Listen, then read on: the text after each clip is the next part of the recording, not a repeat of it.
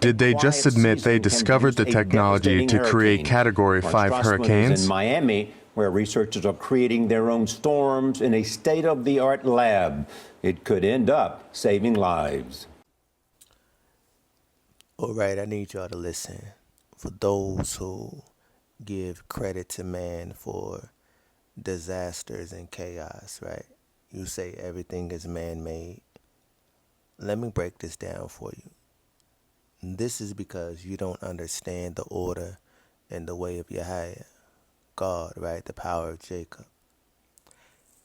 If you did, then you will understand that Yahweh uses man for his will, his purpose. So right now, during this time, Yahweh is using our enemy to do what? To do his will, to depopulate and also to refine and also to be a punishment unto the children of Yasharallah and the other nations that made ties and allegiance with the Amalekite Edomite Jew. And I'm talking about the Rockefellers, Rothschilds. I'm talking about the Illuminati boys. I'm talking about the bankers, those who have dominion, those who is in charge, the wicked ones, those who scream anti-Semitism every single time. Yahweh is using their hand to do his will. So if you want to say that hurricanes, earthquakes, whatever, right, is man-made and you're giving all credit to man and not understanding that it is Yahweh who is the power behind it, given the authority for it to happen, then you don't understand Daniel chapter 12. Now check this out. We're about to go into that. All right, now we in this Daniel chapter 12, right? And it is addressing the time of the end. Now we're going to skip all the way down to verse 4, but I advise you to read the whole thing, right? But to break it down and to make the point that I'm trying to make, I'm going to use particular verses, verse 4 and verse 10. And it reads, "But you, Daniel, keep this prophecy a secret. Seal up the book until the time of the end, when many will rush here and there and knowledge will increase." So that's what's taking place right now. It's a lot of information. It's a lot of knowledge. The writing is on the wall. Everything is to be seen and to be heard, to be discerned, to make a choice. So this is what you see right now. You see the so-called Negro waking up to knowing he is many things, knowing that he's a Hebrew, Yisraelite, or a Hebrew Israelite, which we are. The Negro is that, but some of us are thinking that we are Indians. Some of us are thinking we are Egyptians. Some of us are thinking we are any form of African spirituality, right? And we're just waking up to things, right? Because knowledge is increasing. We don't know how to differentiate colorism, right? Just because we look the same does not mean we are the same, right? The Negro, the so-called African American, needs to resonate with the curses of Deuteronomy chapter 28, 15 through 67, and Leviticus 26, right? Needs to resonate with that and focus mainly, dominantly on the books from Genesis through Malachi, because that's our history, our beginning, our where, what, when, and why. It will explain things. We must return to Yahweh only. The power of Masha, Moses, the power of David, Abraham, Isaac, Jacob, right? So I want to drop down to verse 10. All right, so we're going to drop down to verse 10. Well, I'm going to go to 9. But Yahweh said, "Go now, Daniel, for what I have said is kept secret and sealed until the time of the end.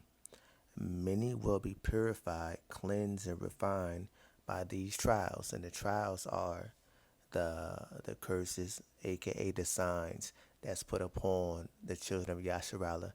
And all people is going through certain particular curses as well, signs that they may know that Yahweh is king, that it is his doing, it is his power that is doing all of this, right? So they can acknowledge and consider the anointing of Yahweh before the world, because Many don't believe in a God, right? Many think that God is not real. And I'm talking about the power of Abraham, Isaac, and Jacob, right? So it's a lot of trials going on, but mainly for the Negro. For the Negro is the covenant inherited son of Yahweh. That's Exodus 4:22, right? It's his firstborn, and we are up under certain jurisdictions, up under the arm of our oppressors, and Yahweh is lifting that veil that we may return back unto him, right? So we are going through major trials. We know the oppression, the cruelty, the things that we still face today. We are the hated ones, but we are the chosen ones of the Almighty, Yahweh, the power of Moses, right? But then when you continue to read this, and it says, many will be purified, cleansed, refined by these trials, and that's the punishment that's put upon us. But the wicked will continue in their wickedness, and none of them will understand. Only those who are wise will know what it means, right? So what we have right now, what's going on for those who discredit God, Yahweh, right? The power of Jacob, the power of Abraham, right? Those who discredit him, those who are into spirituality, those who are witches and warlocks, those who are into whatever what they are into, and they're speaking and teaching and promoting and bringing people into their delusion. Those who are into that, right? They're following their own wickedness. This is why it says that, and that's why it says, but the wicked will continue in their wickedness. So just because we look the same and they're speaking something that you can resonate with, that's more of your desire rather than your need. Your need is to know who your power is and who you really are as an ethnicity, right? As a nationality. We are Hebrew Yisraelites, aka Hebrew Israelites, aka the chosen of Yahweh. We are upright, Yeshurun, true Yasharala. We are the so-called true Jew, right? And America is the promised land. And surrounding these promised lands are the ancient ruins, ancient Kemet, right? Or Egypt or ancient Babylon. That's why a lot of things are similar over here. But we have a lot of skin folk that's teaching their belief, their spirituality, and they're teaching their wickedness. But those who is of Yahweh, of this remnant, those who are wise, not wise in their own sight, in their own thoughts, in their own mouth, but wise in hearing and knowing the truth when they hear it, returning to Yahweh's word, the prophecy.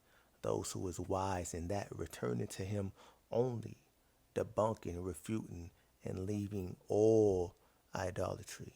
Those who do that and return to Yahweh only is considered wise, and they will understand what's going on and taking place in the world when it comes to the chaos, the disasters, and why so many of us are discombobulated, confused, filled with delusions and just very, very weary and wondering what to do and where to go. But they will understand why these things are happening because they will know the order of Yahweh.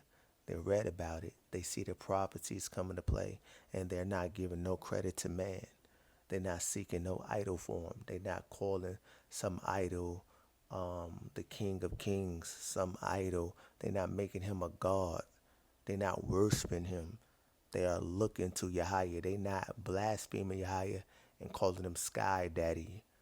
They're not saying certain things that's ridiculous, right?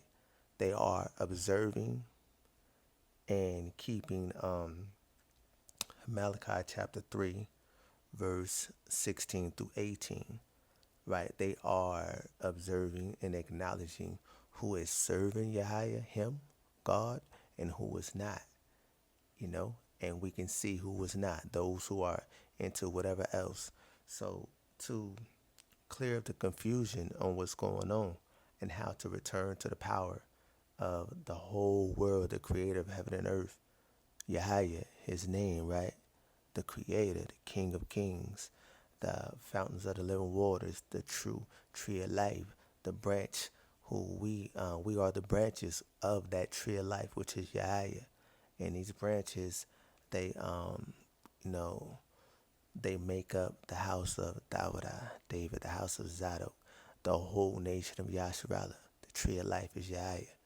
You know, you will understand that you must return to him and him only, and not fall victim to the folly and the desires and the delusions of other nations and skin folk that look like us, but into another deity, whether it be themselves or some actual person, place, or thing, right? Return to Yahweh. These disasters, this chaos, this punishing hand by our oppressor is Yahweh's will and his doing to bring down this nation. For the nation that has power knows that his rule is coming to an end, and those who made allegiance with him, ties with him, will now see that they were lied to, and they will unfasten, that belt that they had with our oppressor, and acknowledge the true power of heaven, which is Yahweh of hosts. May Yahweh be with us all. Baraka.